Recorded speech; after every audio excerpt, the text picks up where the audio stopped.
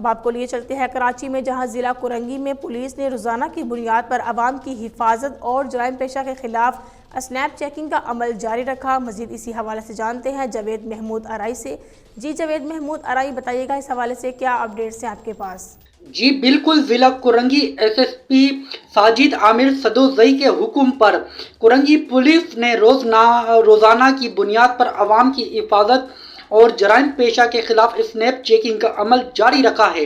Korangi police نے ناکہ بندی کے دوران مختلف شاہراہوں اور علاقوں میں بھی کڑی سیکیورٹی تعینات رکھی ہے۔ پولیس اسنیپ چیکنگ کے دوران مشکوک و مشتبہ اشخاص کی تلاشی کا عمل بھی جاری ہے۔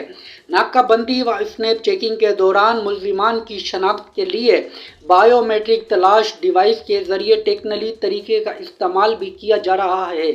کرنگی پولیس کے افسران و اہلکار بھی علاقۂ گشت سمیت مختلف مقامات پر اپنی ڈیوٹیز سر انجام دے رہے ہیں۔ Report Javed Mahmood Arai, district reporter, red news, Karachi. بہت شکریہ جاوید محمود ارائی اپڈیٹ کرنے کا۔